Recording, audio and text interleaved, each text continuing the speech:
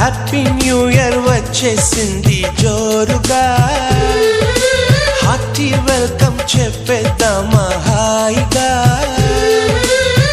కొత్త కొత్త ఊహల్లో తెలిపోటియా, మనసులోని ఆశల్ని పంచుకో బ్రదర్.